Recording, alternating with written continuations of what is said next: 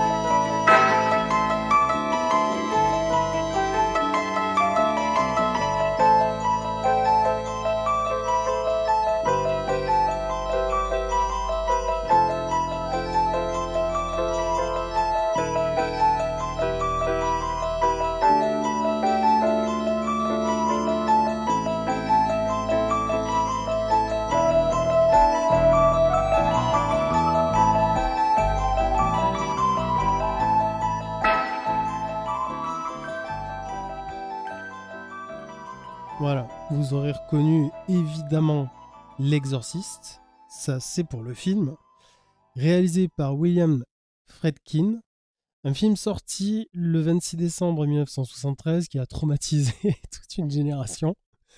Et le morceau Tubular Bells, écrit par un très jeune Mike Oldfield qui à l'époque avait 19 ans. Il faut savoir que à l'époque, quand le film était en post-production, il n'était pas prévu du tout que ce morceau soit utilisé. William Friedkin avait demandé à Lalo Schifrin, qui est le compositeur du fameux thème de Mission Impossible, de composer une partition pour le film, qui au final l'a laissé complètement indifférent. Et il avait le ressenti que cette scène avait besoin de quelque chose de différent. Lui, il était plus parti pour quelque chose qui ressemblait à une berceuse à la Brahms, avec un écho à l'enfance. Et il se trouve que quand il est allé voir le directeur de la Warner à l'époque, puisque le film a été produit par la Warner, lui ne voyait pas du tout de quoi il parlait, donc il l'a invité à se rendre dans une pièce qui se trouvait être la bibliothèque musicale de la Warner. Et là, il y avait sur des tables des démos. Et donc, il a parcouru une pile de CD, pile de démos, jusqu'à ce qu'il arrive à ce morceau qui s'appelle Tubular Bells, composé par une personne inconnue à l'époque, Mike Oldfield. Et il faut savoir qu'à l'époque, Warner ne s'intéressait pas du tout à ce morceau-là et ne comptait pas le sortir. Et quand il a entendu ce refrain, cette mélodie, William Friedkin a immédiatement accroché, en a acquis les droits, et l'histoire après a fait son chemin. Il y a 10 ou 20 millions de disques qui ont été vendus, complètement du coup par accident entre guillemets, puisque il est tombé dessus complètement par hasard. Ce morceau-là, donc cet album Tubular Bells, a été le premier album que Michael Field, qui a enregistré les 2 morceaux qui composent l'album à partir d'instruments qu'il joue lui-même, principalement tout seul. Et donc l'album est sorti en mai 73 et le film, lui, vous voyez, en décembre 73. Donc c'est vraiment concomitant. Et c'est purement un hasard si ce morceau-là s'est retrouvé dans le film. Et ce qu'il faut garder en tête, c'est que dans le film, on n'a que 17 minutes de musique. Et ce morceau-là est présent, ce que je vous ai fait écouter, c'est beaucoup plus long que ce que l'on entend dans le film. Cette scène, moi, elle m'a hanté quand je l'ai vu la première fois. Le film en lui-même, je peux pas dire qu'il m'ait vraiment fait peur.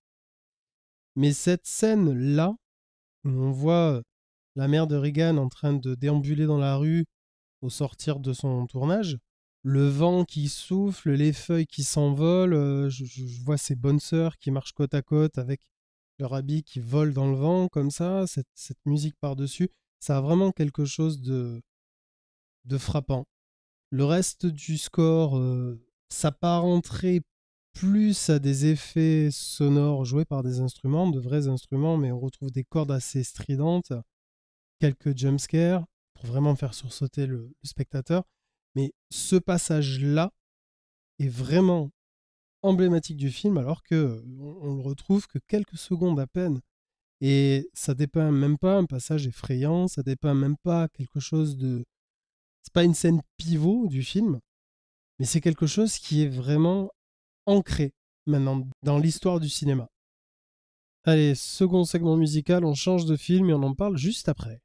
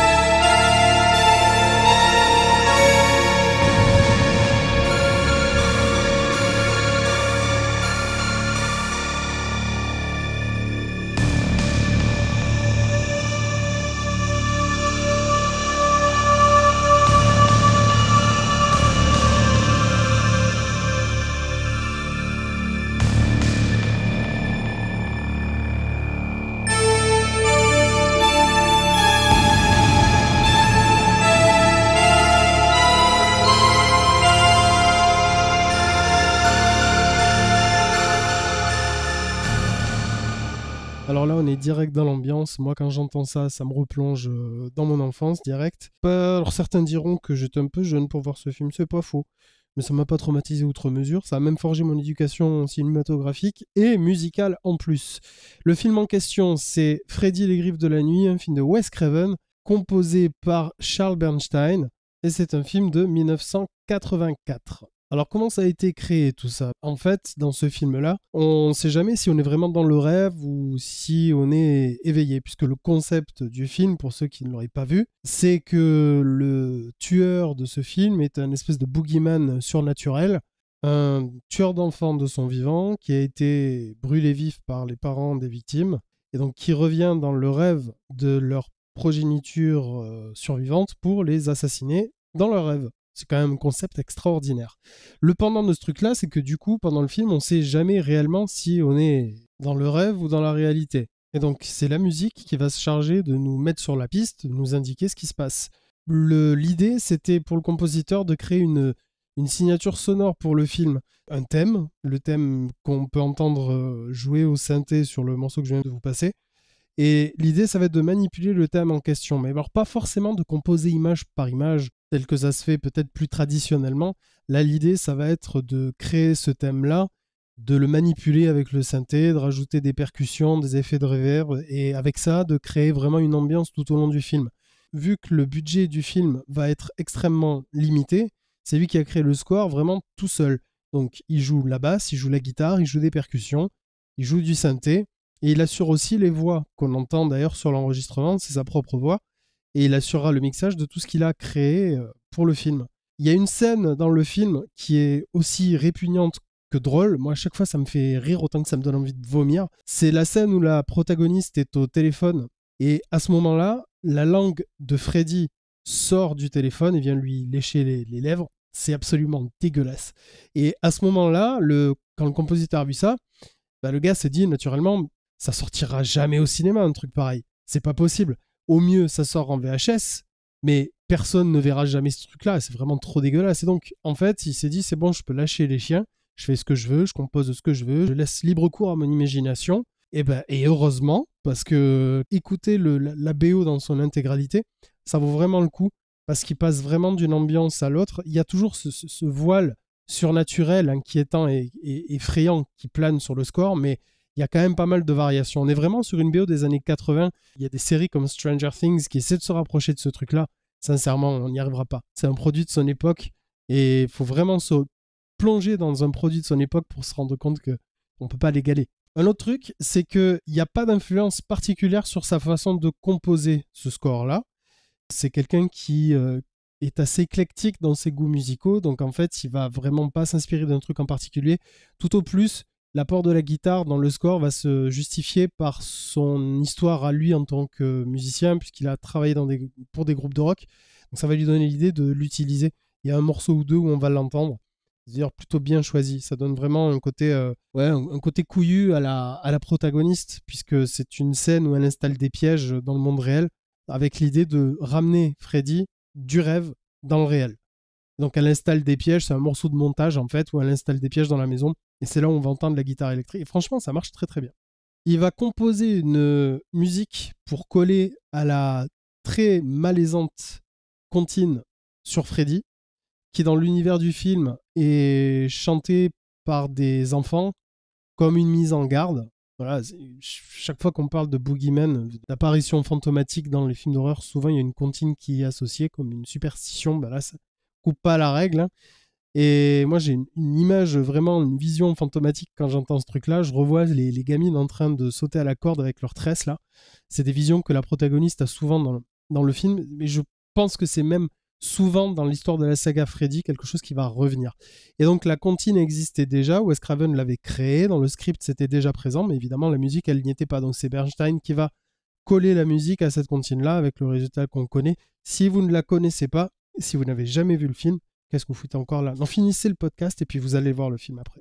Allez, on poursuit notre tour des films d'horreur avec le 3e long métrage et on se retrouve juste derrière.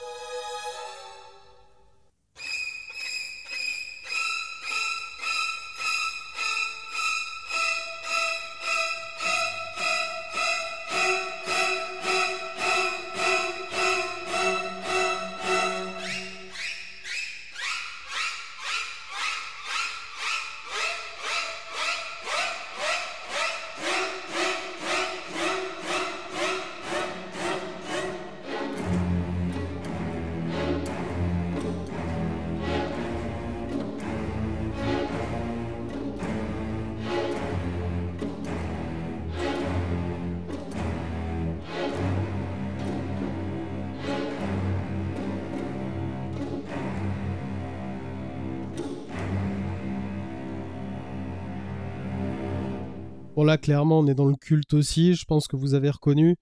C'est un film de Alfred Hitchcock qui date de 1960 et c'est écrit, composé et dirigé par Bernard Herrmann, ce qui est donc comme degré d'association l'équivalent de John Williams pour Steven Spielberg, ni plus ni moins. Alors ce qu'on vient d'entendre, c'est une association de 3 morceaux que j'ai compilés.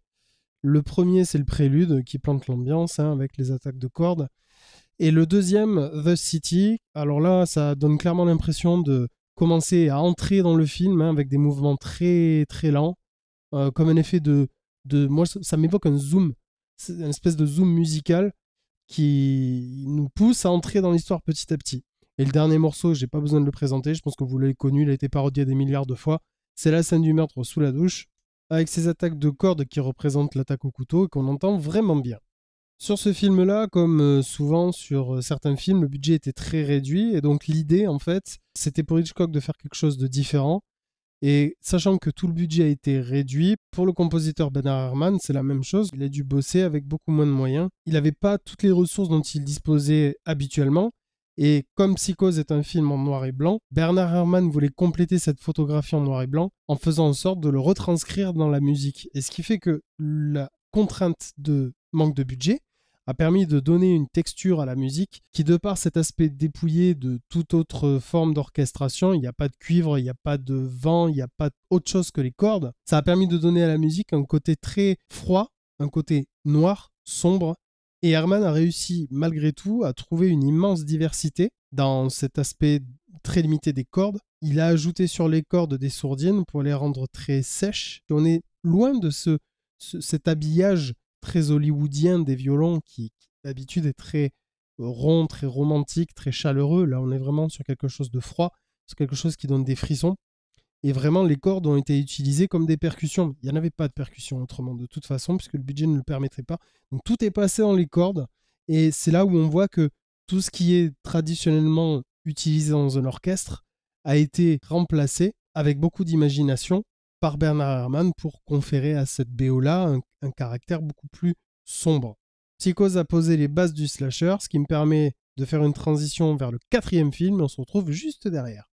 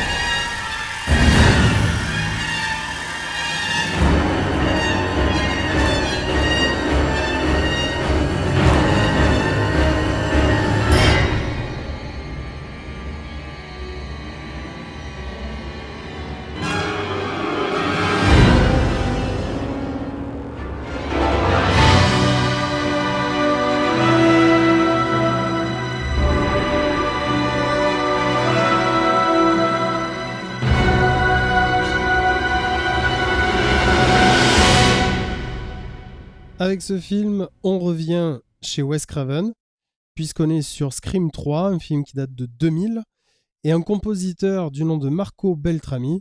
Le morceau s'appelle Cotton Gets Picked, c'est le début du film, le premier meurtre auquel on assiste dans le film. Et si j'ai choisi ça, c'est parce que l'évocation des cordes qu'on entend dans cet extrait-là nous ramène à Bernard Herrmann et à Psychose. C'est quelque chose que Beltrami va réutiliser tout au long de la saga. Personnellement, concernant le 4e, que ce soit le film comme la musique, j'aime pas particulièrement parce qu'on passe d'un orchestre symphonique à beaucoup plus de synthé, même si c'est un bel habillage, ou alors c'est le mixage qui pose problème, mais je retrouve pas la qualité musicale que j'apprécie dans les 3 premiers. Et concernant cette évocation des cordes à la Herrmann, Beltrami l'a utilisé dans un autre film que voici.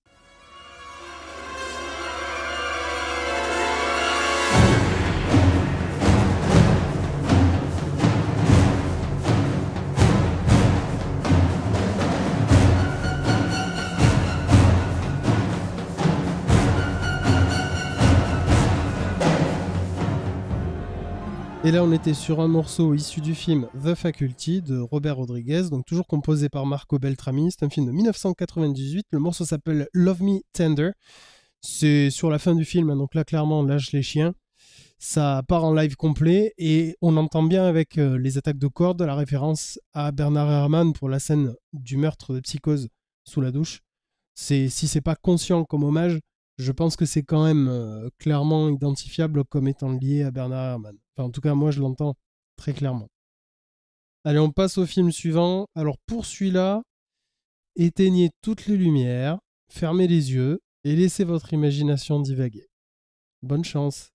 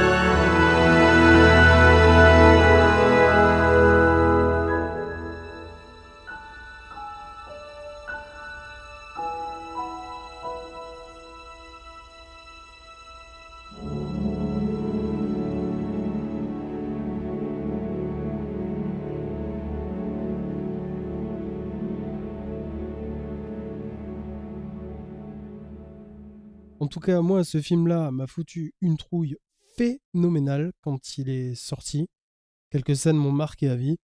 Je veux parler de Sixième Sens, un film réalisé par M. Night Shyamalan, donc sorti en 1999, et la musique est composée par James Newton Howard.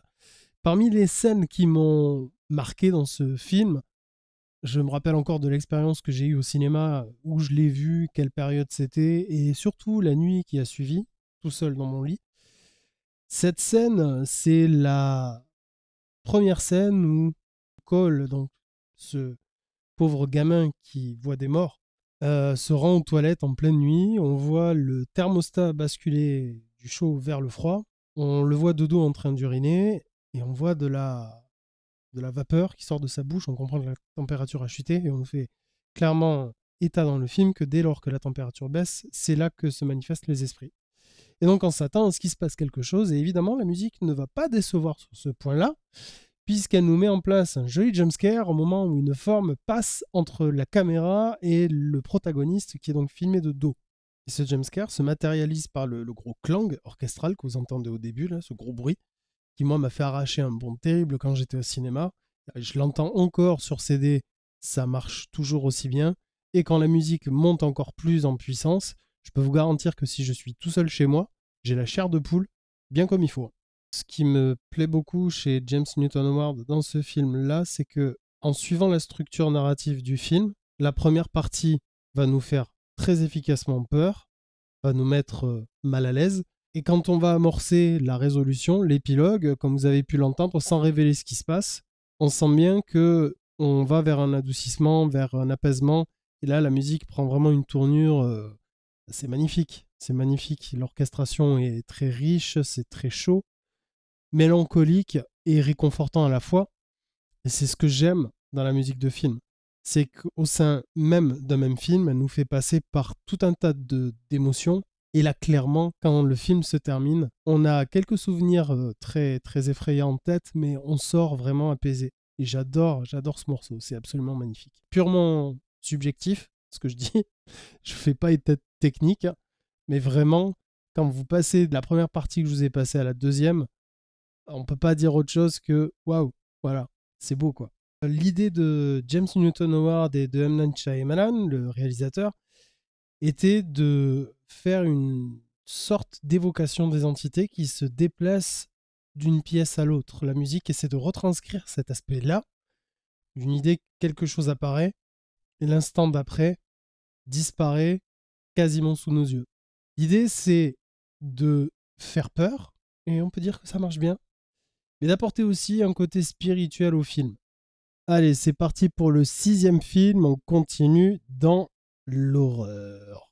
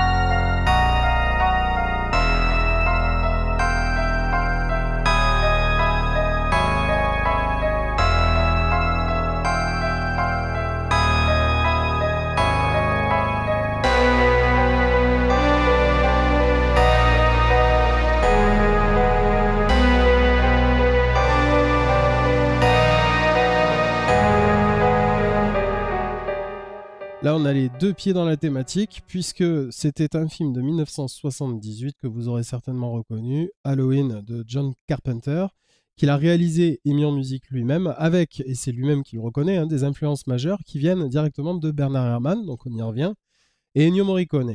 Ennio Morricone, avec qui il aura collaboré d'ailleurs sur The Thing. Et là, pour l'instant, c'est Herrmann qui va nous intéresser un peu, puisqu'on l'a évoqué un petit peu plus tôt sur ce podcast. Et là, clairement, il explique que c'est la capacité d'Herrmann à créer, on va dire, un son imposant et puissant, avec des moyens limités, qui l'a inspiré.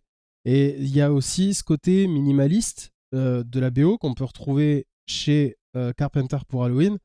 Le deuxième morceau que vous avez entendu, c'était le thème de Laurie. Et ce thème-là est très minimaliste. On va l'entendre régulièrement pendant le film. C'est plus une évocation, une forme qui va planer au-dessus du film.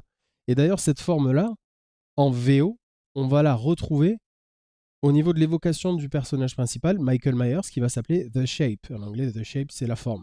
Donc clairement, on est sur une évocation fantomatique, quelque chose qui plane, un danger. C'est un boogeyman, tout simplement. Et ça se ressent également sur la musique.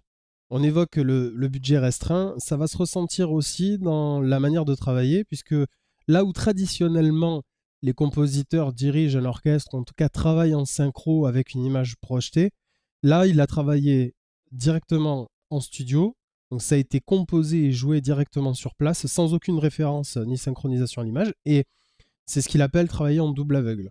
Et c'est que plus tard qu'ils ont introduit un système de diffusion sur téléviseur. Mais en tout cas, à cette époque-là, le budget était tel qu'il fallait faire avec les moyens du bord. Et c'est souvent ce que je remarque généralement, quand les moyens sont limités, que l'imagination est la plus développée. Et du coup, le fait que la musique ait été enregistrée sans contrainte de synchronisation, il y a beaucoup de morceaux sur la BO qui s'écoutent très bien en dehors du film et qui vivent par eux-mêmes. Le premier enregistrement qu'il a fait, ça a été le thème d'Halloween, donc c'est le premier morceau que vous avez entendu, qui est emblématique de cette saga. Et ensuite, il a enregistré, entre autres, les thèmes associés à Laurie, donc c'est le deuxième morceau de la suite que je vous ai passé, et du Dr Loomis. Et en fait, c'est pour lui les deux morceaux qui sont les plus hermanesques, qui se rapprochent le plus de ce que fait Bernard Herrmann. Et après, il a fini avec les Stingers. Alors, les Stingers, c'est quelque chose qu'on entend régulièrement dans les BO de films d'horreur. Vous avez pu en entendre un sur le début de la musique de Sixième Sens, que je vous ai passé un petit peu plus tôt. Le premier clang qui a, la première attaque musicale que vous entendez, c'est un Stinger. C'est un peu facile pour faire sursauter les gens, mais associé à l'image, ça marche extrêmement bien. Et ça marche même hors film, pour ce qui est de Sixième Sens. Très clairement, il y a quelques passages comme ça qui fonctionnent vraiment très bien à l'écoute et qui vous foutent une trouille bleue si vous êtes tout seul dans une maison la nuit ou dans le noir. Je vous garantis que vous n'avez pas besoin du film pour voir que c'est efficace. Et en tous les cas, ces Stingers-là, c'est un truc pour lequel il a honte aujourd'hui, parce que c'est une facilité quelque part de faire sursauter le spectateur comme ça, comme un jumpscare est une facilité à part entière. Là, c'est décuplé. Le Stinger plus le jumpscare, là, c'est exponentiel. Donc aujourd'hui, il regrette un peu d'en avoir fait autant, mais bon, si ça fonctionne, pourquoi se gêner, Carpenter, c'est une particularité que j'ai évoquée tout à l'heure, sur laquelle je voulais revenir brièvement avant de terminer ce segment-là. C'est un metteur en scène qui met quasiment toujours en musique ses films. Donc je pense à The Fog, je pense à Assaut, New York 1997, je pense à Vampire. Alors Vampire, qui est un film catastrophique, mais le thème est franchement sympa. Et Christine, un film extraordinaire, et la musique, alors le thème ne revient pas souvent pendant le film. Je crois qu'on l'entend peut-être 2 fois max à tout casser, mais il est vraiment entêtant. J'adore ce thème. Donc tout ça pour dire que c'est un artiste complet, même si peut-être que ses derniers films ne sont pas à la hauteur de ceux qui sont sortis dans les années 80. En tous les cas, c'est un artiste qui sait absolument tout faire. Allez, on passe au 7e morceau, on continue. Alors pour celui-là, je me suis permis un léger écart. Je vous le fais écouter et je vous explique après pourquoi je considère que c'est un léger écart. Mais c'est pas une entorse très grave à la thématique.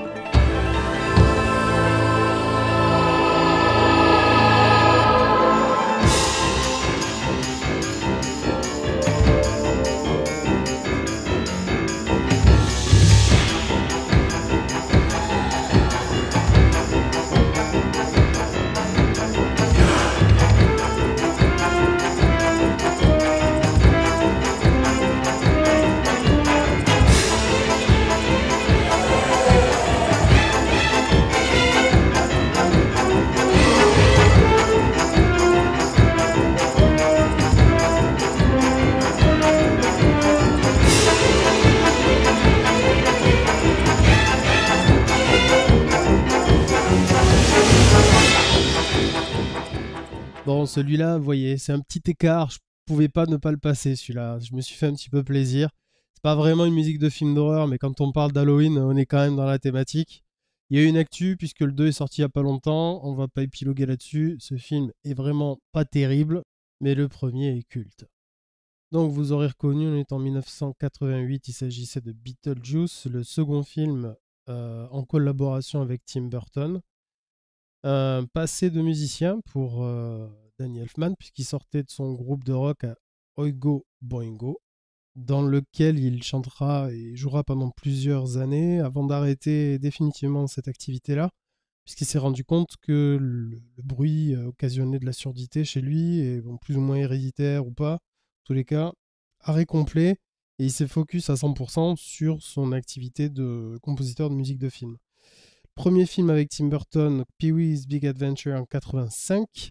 Et le suivant, ce sera celui qui va nous intéresser maintenant, à savoir Beetlejuice en 1988. Et ce qui m'intéresse particulièrement dans ce film-là, au-delà de ce qu'il a fait pour Batman l'année d'après, en 1989, c'est que c'est le premier score, la première BO gothique d'Elfman et la première BO avec un ensemble symphonique, puisque Pee-wee était un film composé de sons électroniques, très expérimental en définitive, et on était très loin de ce qu'allait donner Elfman sur le reste de sa carrière, en collaboration en tous les cas avec Tim Burton. Il chantera d'ailleurs à nouveau pour Tim Burton dans L'étrange de Monsieur Jack, même si c'est pas Burton qui l'a réalisé, il l'a produit, et c'est Henry Selick qui réalisera L'étrange de Monsieur Jack, mais néanmoins, Danny Elfman chantera et donnera sa voix en VO au personnage de Jack. Et c'est une performance que j'ai eu la chance de voir en 2017 lors d'un concert qui s'appelle Hollywood in Vienna. Je reviens sur Beetlejuice, donc 1988. Pour ce film-là, il a, afin de créer tension et peur, inséré des tritons. Les tritons, ce sont des intervalles de 3 tons qui confèrent une certaine attente, ça déstabilise. Et ça sert aussi à représenter des apparitions infernales. D'ailleurs, au Moyen-Âge, ils appelaient ça Diabolus in musica, le diable dans la musique, rien que ça. Et pour contrebalancer ce côté inquiétant de tension et de peur, il a fait preuve d'une certaine irrévérence, puisqu'en parallèle, il a utilisé des tangos, des marches, des valses et même des mouvements de calypso caribéen dans ce film. On parle de valse, c'est typiquement quelque chose qu'on pourra retrouver dans le Batman de Burton à la fin, dans la scène où le Joker va danser une valse en haut de la cathédrale avec Vicky Vale. On poursuit ce tour d'horizon musical et on passe au 8e film.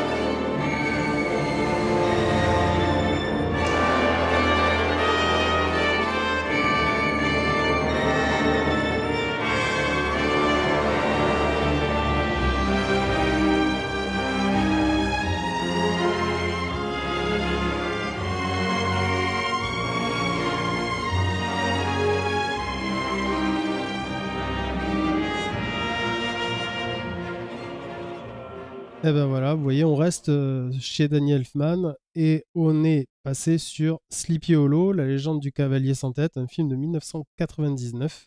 Et c'est pas pour rien si je m'intéresse à celui-là, c'est parce que pour moi, Sleepy Hollow est le dernier film que Elfman a réussi à mettre en musique de manière aussi magistrale. On a du gothique, on a de l'horreur, on a du suspense, de l'horreur et de l'épouvante pure. Et quand je vous parle de passages gothiques, ce sont des passages vraiment magnifiques. C'est gothique et teinté de magie. Et c'est pour moi le dernier film représentatif de cet accord parfait entre Burton et Danny Elfman. Ce qui suivra après, Alice au Pays des Merveilles par exemple, il y a de très bons passages, mais on n'est pas dans ce qui, moi, m'attire le plus. Là où Beetlejuice était dans le second degré, côté horreur, là avec Sleepy Hollow, on entre clairement dans le premier. Comme souvent quand on parle d'enregistrement de BO de film, ça peut être très compliqué pour le compositeur d'aller jusqu'au bout de sa tâche, puisque bien souvent le réalisateur retourne des scènes, le montage peut être en cours et du coup ce qu'il a composé ne convient plus au montage temporaire, donc il est obligé de retourner en session d'enregistrement, remodeler sa musique, parfois recomposer intégralement la musique de son film. Et c'est le cas pour Sleepy Hollow. Intrada Records a sorti il y a quelques années la BO complète du film et quasiment autant de musique pour la version qui a été rejetée. C'est très intéressant de comparer les deux d'ailleurs, mais on va s'intéresser à la musique qui est dans le film là actuellement. Elfman a dû faire face à énormément de défis relatifs à ce que j'expliquais, donc les montages de dernière minute. Le film était monté à New York, la partition du compositeur était enregistrée à Londres, donc on imagine bien les problématiques de communication quant à l'organisation des sessions d'enregistrement.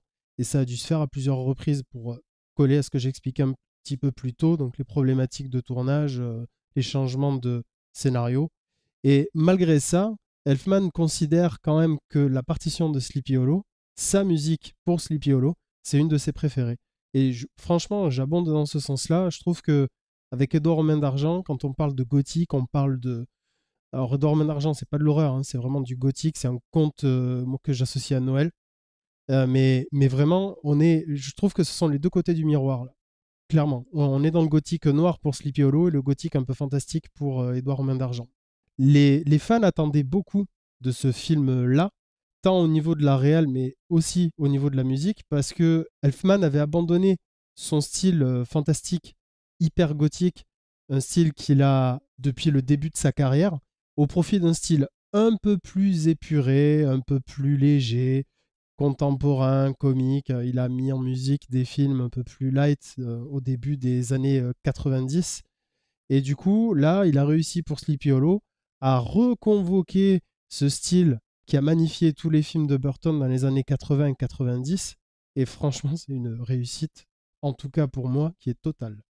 Voilà pour Sleepy Hollow. Bah, écoutez, on se rapproche de la fin du podcast. Une dernière précision que j'apporterai sur la musique de Danny Elfman, c'est que la plupart de ces BO ont été orchestrés par Steve Bartek. Et je pense que quelque part, c'est aussi lui qui donne cette voix, cette texture à la musique que l'on écoute. Je vous remercie de m'avoir écouté. J'espère que vous avez passé un bon moment. C'est, voilà, je vous l'ai dit au début, hein, une première pour moi. C'est un grand saut dans le grand bain. J'espère pouvoir continuer cette aventure-là, si ça vous intéresse. Je vous invite à me faire part de vos retours, de vos suggestions. Tout est bon à prendre et je m'en servirai pour m'améliorer. Et en attendant de se retrouver, eh bien, je vais vous laisser avec 2 morceaux supplémentaires de Danny Elfman, parce que Danny Elfman, c'est Halloween, hein. Et donc le premier, c'est le générique, le court extrait du générique de Fantôme contre Fantôme, sorti en 96. C'est un film de Peter Jackson. Et je vais enchaîner de suite derrière, et vous entendrez la transition dès que les effets sonores arriveront, avec le générique du Conte de la Crypte de 1989. Et pourquoi je m'intéresse à ça? Vous allez reconnaître au début de Fantôme contre Fantôme clairement quelque chose qui fait penser au Conte de la Crypte. Je vous laisse avec ça. Je vous remercie de m'avoir écouté. C'était Parlons BO et je vous donne rendez-vous au prochain numéro.